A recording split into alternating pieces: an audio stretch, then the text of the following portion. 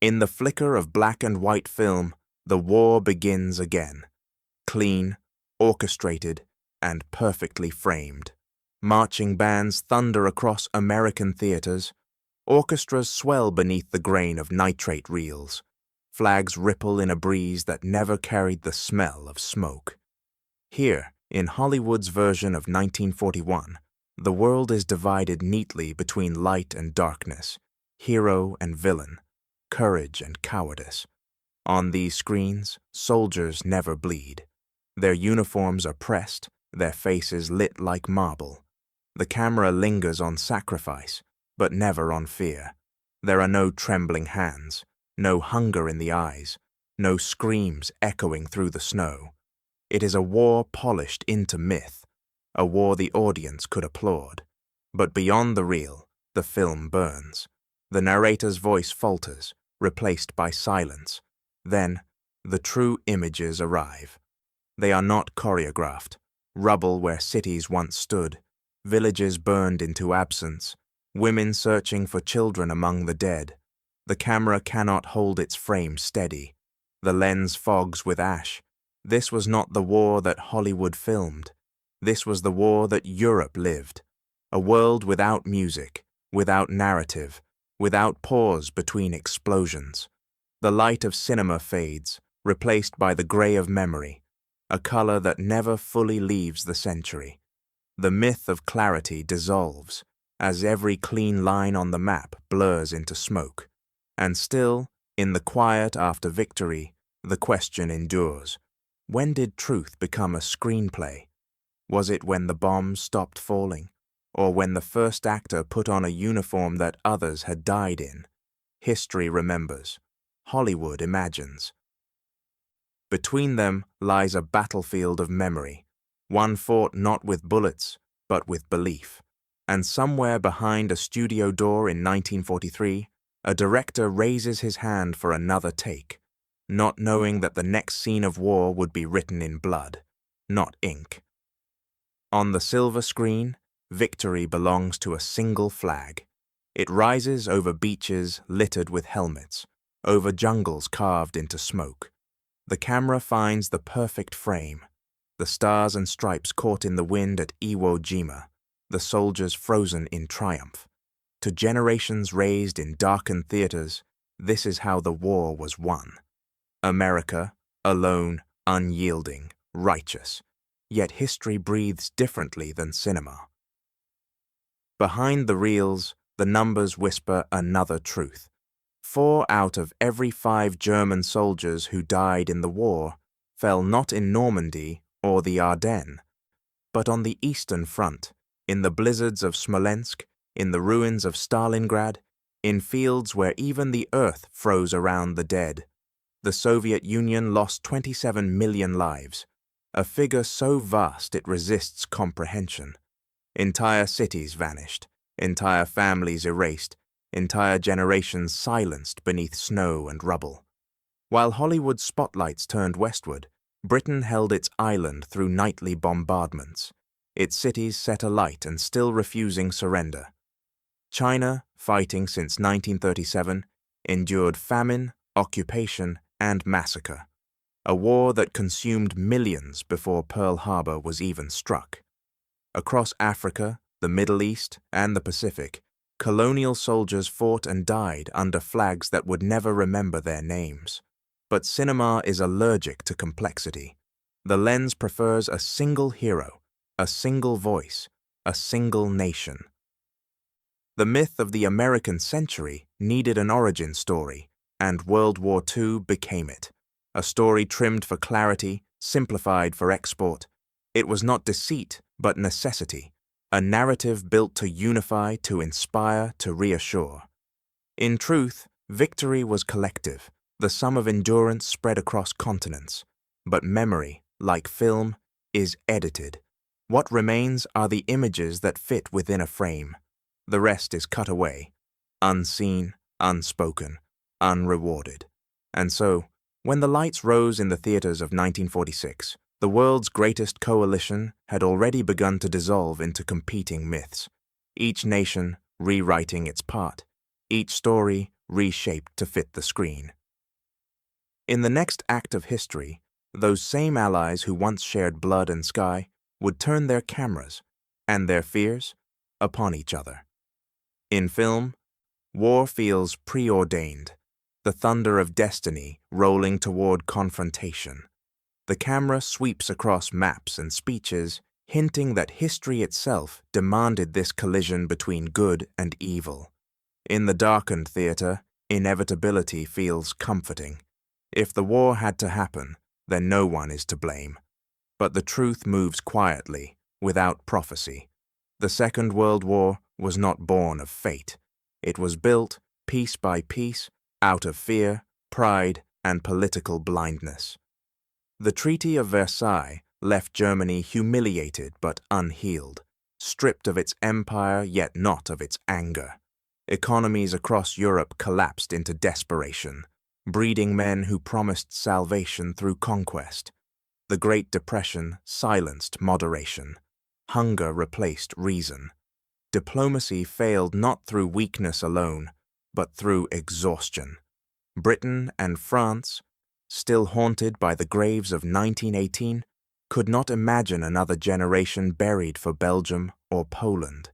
The United States retreated inward, clinging to isolation while fascism armed itself in plain sight. Appeasement was not cowardice, it was disbelief, the hope that words could hold back tanks. No one expected September 1939. Even Hitler, who gambled for limited war, could not foresee the inferno to come. Yet when the first shells fell on Warsaw, the world declared it inevitable, as though all choices leading here had never existed. That illusion remains seductive, because inevitability absolves responsibility. If war was destiny, then no one failed to prevent it. But reality leaves no such comfort.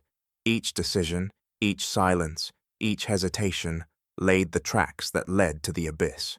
The war was not inevitable. It was permitted. History warns us, nothing inevitable is ever innocent. Behind every unavoidable conflict lies a chain of choices too painful to face. And as Europe burned again, a new myth began to take shape. Not about destiny, but about purity, the myth of the good war, where even destruction could be noble. In the soft glow of Hollywood light, every soldier stands tall. The camera frames him against the dawn, jaw set, rifle steady, a symbol of courage sculpted from certainty. The soundtrack swells as he charges forward, defying bullets and fear alike. When he falls, it is noble. When he rises, it is triumphant. In these films, war becomes a moral test, and every man passes. But the reels never capture the tremor.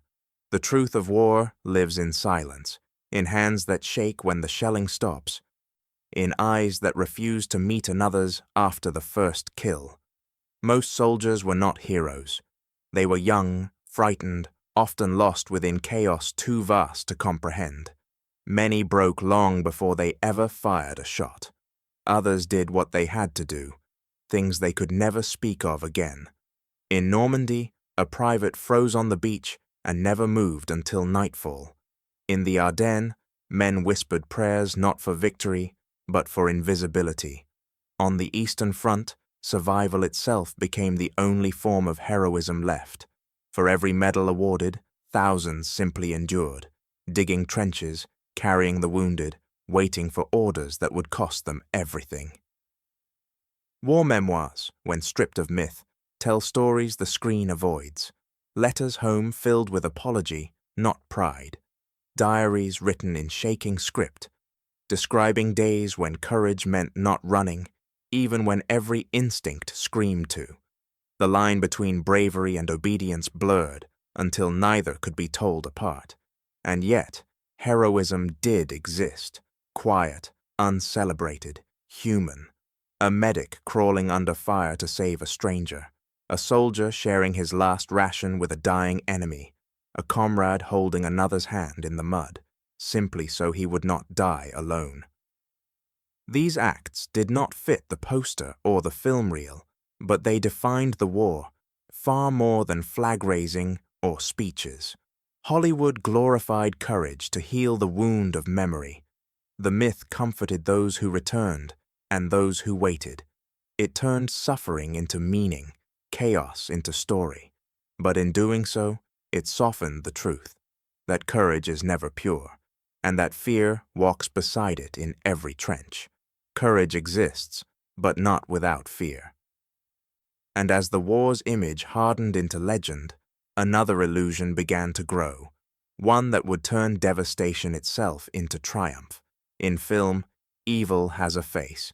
It snarls from podiums, glares from bunkers, shouts through grainy microphones. Hitler, Himmler, Goebbels, the architects of darkness, isolated in their madness. The camera lingers on their twisted gestures, their black uniforms, their eyes emptied of mercy. In the world of cinema, evil is cleanly contained, the work of monsters, not men. But history refuses such comfort. The Reich was not sustained by a handful of maniacs. It was built and maintained by millions of ordinary people. Clerks, engineers, teachers, policemen, housewives. Some obeyed, others believed, most simply adapted. Behind every speech there was a secretary typing the words. Behind every deportation train, a conductor who followed the schedule. Evil did not roar. It whispered through paperwork, through stamps and signatures. The machinery of genocide was bureaucratic long before it was violent. Men with glasses and pencils designed systems for mass murder that required no hate to operate, only compliance. In offices from Berlin to Krakow, moral responsibility dissolved into administrative routine. The camps were planned by civil engineers, supplied by private companies, guarded by men who returned home at night to families who asked no questions. Simplifying evil comforts us. It allows us to believe that the nightmare was the work of others, of devils we could never become. But the evidence is unrelenting. Ordinary citizens filled the rallies, reported neighbors, and benefited from confiscated homes and businesses. The regime thrived not on fear alone, but on participation. The greatest horror of the 20th century was not the existence of monsters, it was their ordinariness.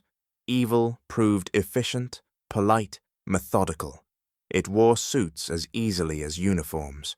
It balanced budgets while balancing death tolls. When the trials began after 1945, many defendants declared the same thing. I was just doing my job, and that, perhaps, was the truest sentence spoken in Nuremberg. History teaches that evil is not rare.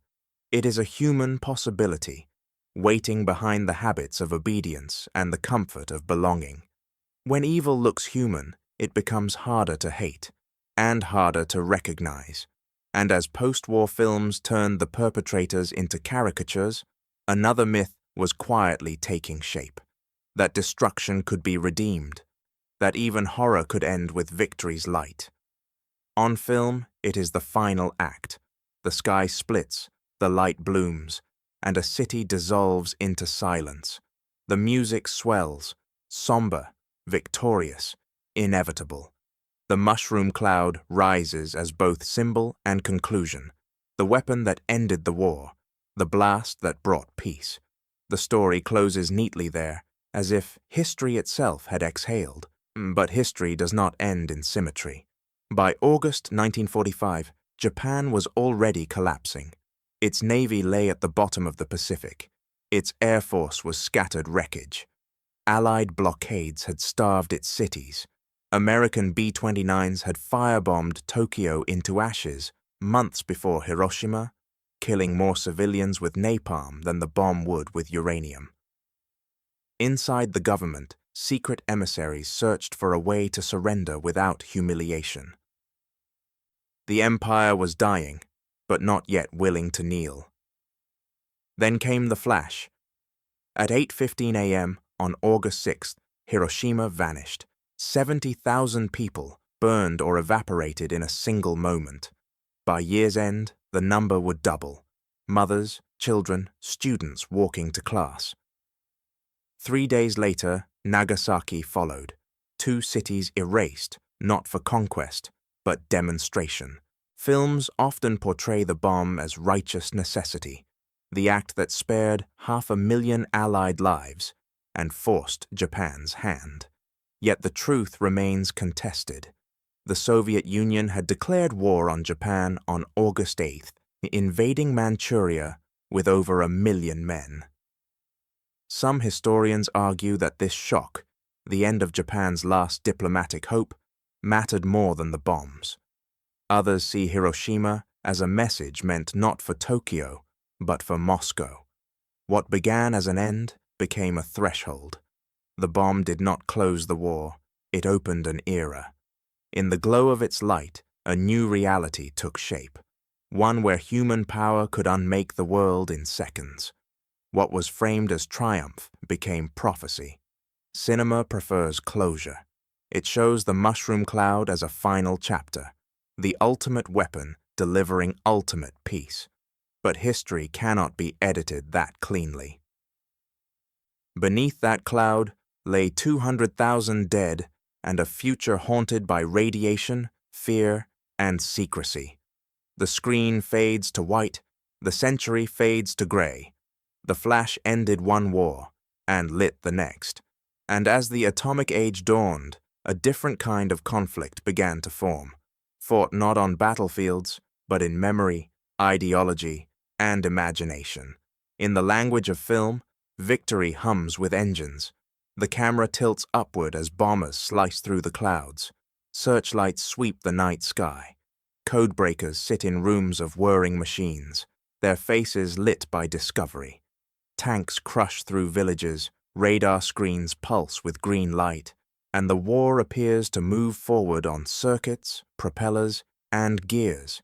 It is a comforting vision, one where progress itself becomes the hero. But beneath the steel, men bled. The myth that technology won the war hides a simpler truth. Machines did not endure, people did. The B-17 that flew 10 missions over Germany survived only through the courage of its crew. The Enigma codes cracked at Bletchley Park depended not only on machines, but on the human mind. Thousands of mathematicians and linguists who worked in secrecy, exhaustion, and silence. On the Eastern Front, there were no machines to glorify. The Soviet soldier, with a Mosin Nagant rifle, wrapped in torn cloth against the winter, fought armies equipped with the best technology in Europe. He marched without boots, often without food. At Stalingrad, men fought for single staircases, sharing one weapon between 3. No algorithm, no engine, no machine could have endured that kind of suffering. And yet, they held. The Allies' technological triumphs, radar, the proximity fuse, the atomic chain reaction, changed the mechanics of war, but not its nature. Each invention saved lives on one side and erased them on the other. For every radar signal that intercepted a bomber, there were pilots who fell into the sea. For every tank that broke through a line, there were infantrymen crushed beneath its treads. Technology offered advantage, not redemption. Hollywood, however, found comfort in machinery. The glint of steel made victory measurable, tangible. It could be drawn, filmed, and celebrated. The camera panned across rows of aircraft, factories roaring with purpose, a nation of machines defeating tyranny. It was a powerful story because it transformed chaos into control. War became an equation, its outcome determined by horsepower and ingenuity. But the war's true arithmetic was human. The bridge built by engineers was crossed by soldiers who would never return. The code cracked by analysts was followed by orders that sent men to die. The bomb dropped by a pilot erased lives he would never see. Technology could amplify courage, but it could not replace it. Innovation brought power, and with it, distance, a new way to kill without seeing. From the guns of 1914 to the bombs of 1945, progress had narrowed the space between invention and destruction. Each advancement promised efficiency. None promised mercy. Machines changed the war. Humanity bore its price. And as filmmakers turned their cameras toward the battlefields of memory, a new myth began to form, one where images themselves would become the next weapon. In the simplified world of post-war cinema, France's role became a punchline. The nation that once stood as Europe's fortress was recast as its embarrassment. On screen, French soldiers drop their rifles, officers wave white flags, and the Wehrmacht marches into Paris without a fight. The story is convenient, clean, and cruel, a myth that traded nuance for narrative symmetry. Every hero, it seemed, needed a foil, but the truth was written in blood long before the cameras rolled. Between May and June 1940, France fought one of the most intense campaigns of the modern age. In 6 weeks, more than 90,000 French soldiers were killed, defending a nation that had not yet realized it was doomed. They died along the Meuse, in the streets of Lille, on the fields of the Somme, not from cowardice, but from confusion, chaos, and betrayal by strategy. The Maginot Line, built to prevent invasion, became a monument to misplaced faith. German panzers flowed around it like water. The French army did not collapse in spirit, but in structure. Their tanks were strong, their courage real, but their command divided. They faced an enemy that had rewritten the rules of war: mobility against tradition, momentum against hesitation. When Paris fell, it was not because France refused to fight, but because it had fought a war already lost in its doctrine.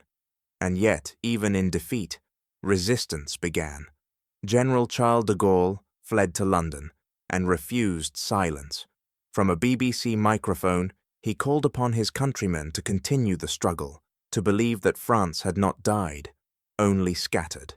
The Free French forces would go on to fight in North Africa, in Italy, and on the beaches of Normandy. At Bir Hakeim in 1942, a small garrison of Free French troops held out against Rommel's Afrika Korps for 16 days, refusing surrender while surrounded on all sides. At home, under occupation, another kind of war was fought, one without uniforms or front lines. The French resistance grew from students, farmers, priests, and housewives who risked everything to sabotage German supply lines, smuggle down Allied pilots, and print forbidden newspapers. Many were captured. Thousands were executed. They fought not for victory, but for dignity, an invisible war that would outlast the occupation itself. Hollywood, however, could not film patience, hunger, or moral endurance. It preferred its heroes obvious and its villains absolute. France's defeat made for an easy contrast to America's triumph, the fall guy and the savior, arranged neatly for the screen. It was not malice, it was storytelling, but it left behind a scar, the idea that surrender erased sacrifice. History says otherwise. The French people endured 5 years of occupation, rations, and fear. Their cities were stripped, their neighbors deported, their voices silenced, and still, beneath the censorship, the tricolor flag appeared in secret, painted on walls, hidden in hearts. When liberation finally came in 1944, it was not a gift, it was a reclamation. Paris rose again because it had never fully fallen. Defeat is not surrender. Survival is not shame. The easy myths of cinema could not contain the complexity of a nation that fell quickly but never completely. And as France rebuilt from ashes, a quieter question began to form. If every nation carried its own myth, what stories would the victors choose to remember? And which would they choose to forget? In the American imagination, the Pacific War began with betrayal. The image of Pearl Harbor, black smoke curling over battleships, sailors diving into burning water, became a moral ignition point. On screen, it is filmed in fire and vengeance. From that moment, the story writes itself. A just war, a righteous cause, revenge carried out across island after island until justice was restored. The Pacific became America's arena of redemption, a war of honor, clean in its purpose. But the truth, as ever, was darker. The Pacific Campaign was not only a struggle between nations, it was a collision of race, fear, and propaganda. On both sides, humanity dissolved into caricature. To Americans, the Japanese soldier became less than human, an insect to be exterminated, a fanatic incapable of mercy. To Japan, the Western invader was a barbarian threatening the sacred purity of empire. From those illusions grew a war fought without restraint. The fighting was unlike anything Europe had seen. The distances vast, the terrain merciless. Battles like Guadalcanal, Tarawa, and Okinawa turned entire islands into graveyards. Civilians were caught between armies, their homes turned to ash by naval bombardment and air raids. In Manila, over 100,000 died as the city was destroyed street by street. In Nanking years earlier, Japanese forces had slaughtered civilians by the tens of thousands. In the Philippines, American prisoners were marched to exhaustion and death on the road to Bataan. On Iwo Jima and Okinawa, entire units of Japanese soldiers refused surrender, choosing suicide over capture. Each side carried its own mythology of purity. American propaganda painted the conflict as civilization against savagery. Japanese films of the era depicted divine warriors purging Western corruption. Hatred became strategy, dehumanization, policy. Pilots painted teeth on their aircraft, soldiers collected trophies from corpses. Beneath every victory lay an unspoken corrosion, the ease with which moral purpose turns into license.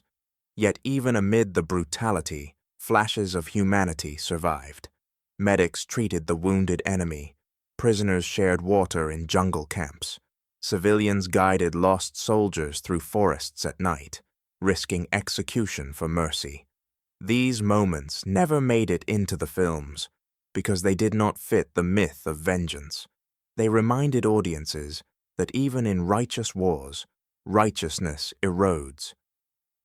When the bombs fell on Hiroshima and Nagasaki, the Pacific narrative reached its cinematic end.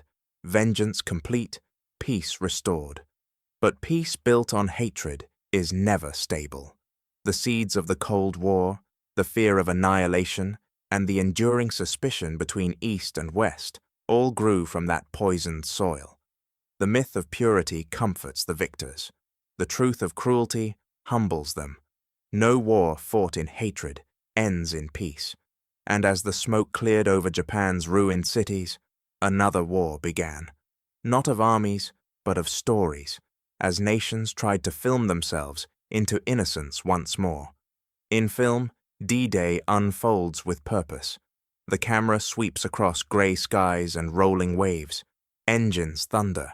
Soldiers kneel in landing craft, faces resolute, every frame a testament to courage and control. The doors drop, and chaos becomes choreography, a battle perfectly measured between horror and heroism. When the flag rises on the sand, victory feels inevitable, clean, and righteous. But the real morning of June 6, 1944, was anything but orderly. The invasion that would decide the fate of Europe began in near disaster. The first paratroopers of the 82nd and 101st Airborne landed miles off target, scattered across the Norman countryside. Some drowned in flooded fields, others hanged from trees, their parachutes catching the dawn light like ghosts. The bombardment meant to destroy German defenses missed entirely. Shells fell inland, leaving machine guns intact. When the landing craft approached Omaha Beach, the tide was high, and the fear higher. Many soldiers stepped off into water deeper than expected. and never resurfaced. The first waves were slaughtered within minutes. Men sought shelter behind the dead, clinging to sand that offered no cover. Radios failed. Units dissolved. Commanders were killed before issuing a single order. What was planned as precision became a struggle for survival, not against the enemy alone, but against confusion itself. There was no sweeping orchestral triumph on that beach. There was exhaustion, instinct, and luck. A handful of engineers cleared the obstacles by hand under fire. Small groups of soldiers, leaderless, crawled up the bluffs on their own initiative. They advanced not because the plan worked, but because men refused to stop moving. By midday, Omaha Beach was a graveyard, and yet, through the smoke and wreckage, the invasion endured. The line held, not by command, but by chaos, by human will defying structure. The myths of military genius that cinema would later celebrate were born out of improvisation, out of terror, out of the raw persistence of ordinary men who found themselves alive when so many others were not. When the cameras returned years later, they edited the confusion away. The sand was dry, the light cinematic, the dialogue noble. The audience was spared the truth that victory on D-Day was measured not in strategy, but in bodies. It was not the generals who won the beach. It was the survivors who crawled through its nightmare. History was written by them, by those who stumbled ashore and kept walking. The men who lived long enough to tell their stories gave the world its memory of triumph. But the silence of those who did not remains buried beneath that same sand, washed twice daily by a tide that remembers everything. The beach was won by chaos, not choreography, and as the Allies broke through the hedgerows of Normandy, a new illusion took hold, that the worst was over, that the end of war was now inevitable. It was not. When the guns fell silent in 1945, the world wanted to believe that goodness had triumphed. On screen, soldiers came home to parades and flags, their uniforms spotless, their purpose clear.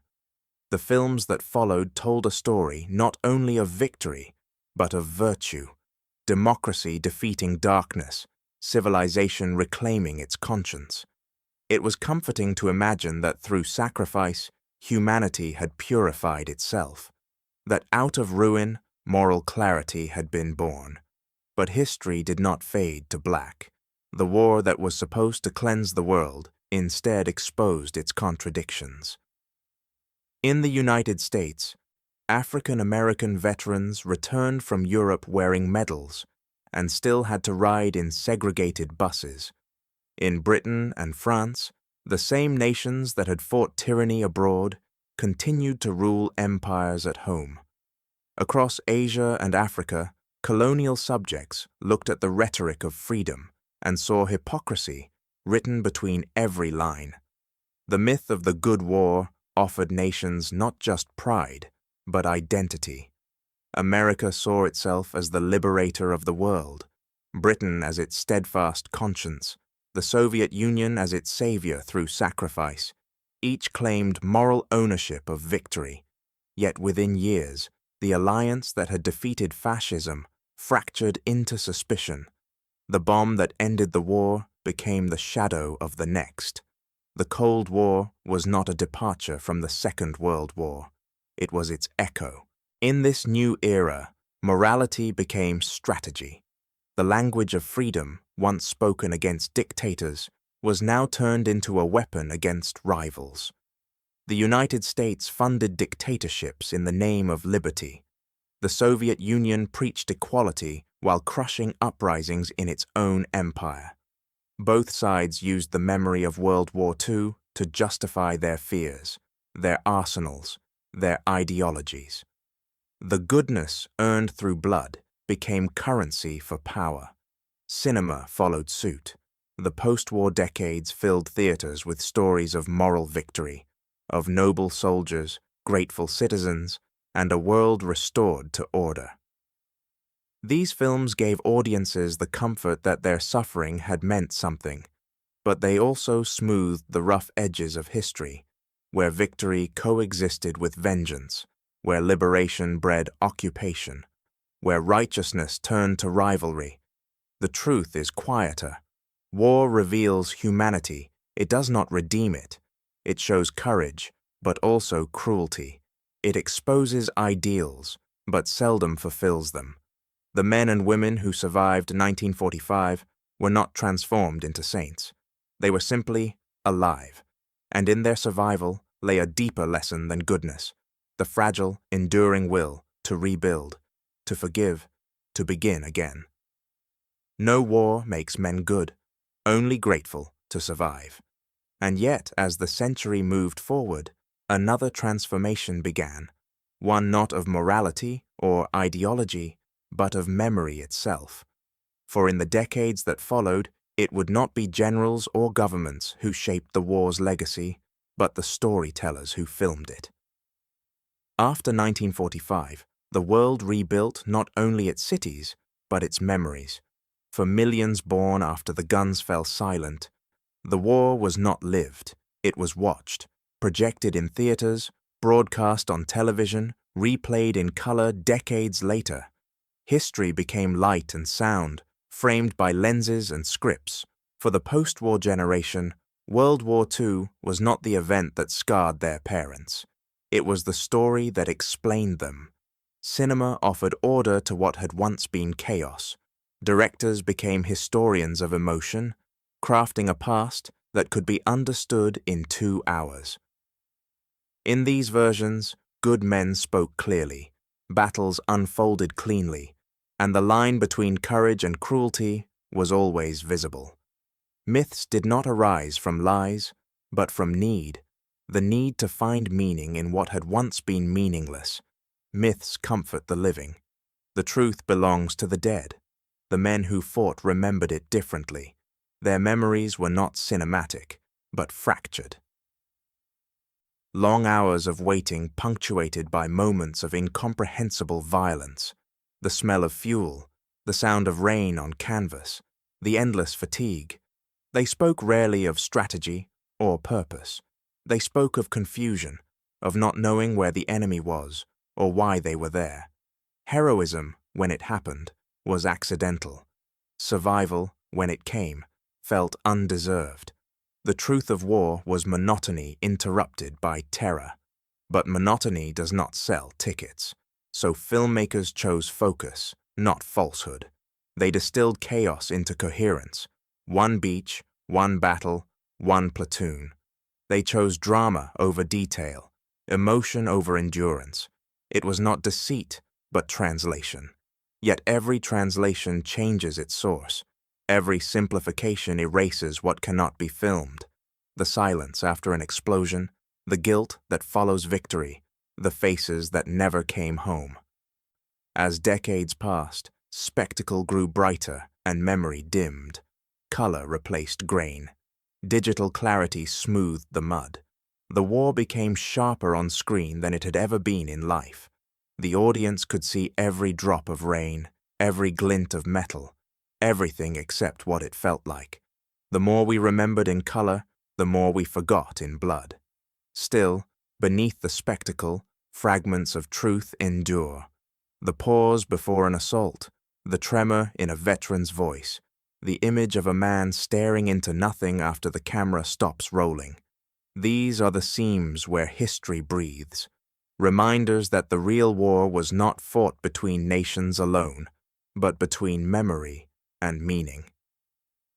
The Second World War did not end in 1945. It continues quietly in the stories we tell and the silences we keep. Each generation refights it, not with weapons, but with words, seeking to make sense of something that never truly made sense at all. And perhaps that is the final irony, that we can reconstruct every battlefield in detail, yet never fully see the war that lived inside the men who survived it. Truth whispers where spectacle shouts, and somewhere, in the dim light of an old projector, the real war flickers again, not on the screen, but in the spaces between the frames. History is never remembered as it was lived. It is shaped, softened, and retold until it fits the human need for meaning. After the Second World War, the world did not crave accuracy. It craved order. The survivors needed their suffering to form a pattern. The victors needed their cause to feel pure, and the broken needed beauty to make sense of what they had endured. Out of that need came the myths, not as propaganda alone, but as comfort. Myths soothe survivors and simplify chaos. They turn terror into triumph, despair into destiny. Nations need heroes more than historians, because heroes can be worshipped. A historian, by contrast, only asks questions, and questions are dangerous in the shadow of victory. For the United States, myth offered unity. It told the returning soldier that his sacrifice had redeemed the century. For Britain, it justified endurance, the lone island that stood against the storm. For Russia, it sanctified suffering, transforming agony into legend. Each version of the story made its people noble, their struggle inevitable, their losses worthwhile. Myths were not born from lies. They were built from longing, to believe that such destruction must have meant something. Hollywood understood this instinct better than any general. Through film, it built a bridge between trauma and pride, turning chaos into a script that could be watched, understood, and survived. The frame gave shape to the unthinkable. The soundtrack made grief bearable. It was an act of national therapy and a quiet act of forgetting.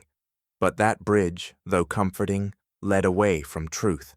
The more beautifully the war was remembered, the further it drifted from the war that was lived.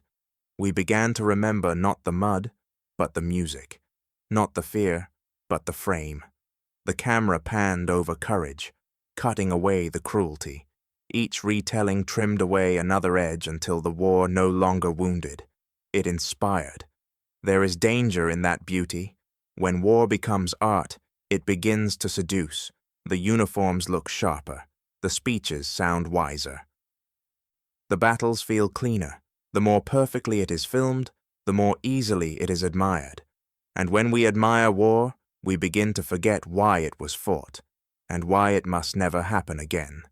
The myths persist because they comfort us. They tell us that humanity can endure anything and emerge improved. But the truth is less forgiving. War does not make us better. It only shows what we already are, capable of courage, capable of cruelty, and never far from either. A beautiful lie is still a lie. And as the world entered the age of memory, when veterans grew silent and film took their place, another question began to form. If the screen became our teacher, who would remind us what the lesson truly was? For decades, the war lived behind glass, framed, polished, and retold until it gleamed like legend. Then, slowly, the surface began to crack. The world that had once needed triumph began to crave truth. A new generation of filmmakers turned their lenses not toward glory, but toward grief. They no longer filmed heroes walking into sunlight. They filmed men crawling through darkness. In 1998, Saving Private Ryan opened with a sound that no film had captured before. The deafening chaos of the sea striking metal, bullets shearing through air, soldiers drowning beneath their packs. There was no music to guide the emotion, no dialogue to soften it. The audience, like the men on Omaha Beach, could only endure. For the first time, cinema seemed to give up its control and let the confusion speak for itself. But this realism did not begin in Hollywood. 2 decades earlier, in Germany, Das Boot had already shown another truth, the claustrophobia of survival. No heroes, no villains, only men trapped in a steel coffin beneath the Atlantic. Their victory was not in combat, but in breathing another day. The camera lingered not on triumph, but on the corrosion of youth. It was a film about endurance stripped of illusion. about men who discovered that courage and futility often share the same face. Then came Come and See, a film so unflinching that it felt less like a story than a wound reopened. In its quiet, in its terror, it returned the war to those who had no lines in the old scripts, the civilians, the children, the forgotten. Its silence was the sound of truth returning, of cinema finally looking where it had once refused to look. By the end of the century, audiences were ready for realism, not romance. Veterans who had lived long enough to see their experiences transformed into myth began to speak again. Their testimonies became the new script. Their words, hesitant, fractured, human, reshaped what had once been spectacle into something closer to remembrance. Films began to consult diaries instead of dialogue coaches, to find authenticity not in special effects, but in honesty. History, for a brief moment, reclaimed its voice from the machinery of entertainment. The camera became witness rather than painter. War was no longer filmed as adventure, but as anatomy, the study of what violence does to the human soul. The shift was not about rejecting heroism, but redefining it. True heroism, the films began to suggest, was not the act of charging forward, but of surviving without losing one's humanity. And yet, even as the lens grew sharper, the myths endured. The appetite for beauty never vanished, it merely adapted. For every film that stripped away illusion, another polished it anew. Because myths, unlike truth, comfort without demanding. They ask nothing from us except belief. Truth, by contrast, asks us to look, and to keep looking. Every generation must rediscover the truth for itself. Each must unlearn the stories that once soothed its parents, and confront the realities those stories concealed. The war on screen will never end, because it is not only a memory, it is a mirror. And as the light of history flickers across new faces, a question remains. After a century of retelling, can we still see the war as it was, or only as we wish it had been? The screen fades to silence. No music, no marching bands, no triumphant flags. Only the faces, hundreds of them, blackened by smoke, blurred by memory. Soldiers and civilians, victors and victims, each carrying the same hollow exhaustion. The cities behind them burn, their outlines trembling in the heat. This is the war stripped of myth, stripped of meaning. The war as it was. It was not the parades that defined it, but the hunger, the waiting, the endless winters spent in bomb shelters or on frozen fronts. It was mothers boiling weeds to feed children in Leningrad, men clawing through rubble in Coventry, farmers burying neighbors in Nanjing.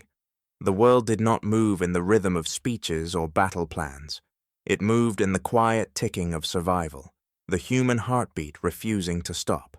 The real war was measured not in victories, but in endurance, in the Soviet nurse who treated the wounded until her hands bled, in the Japanese child who learned to recognize the sound of a B-29 before she could spell her name, in the German widow who hid a Jewish family in her cellar, knowing one knock on the door would end her life.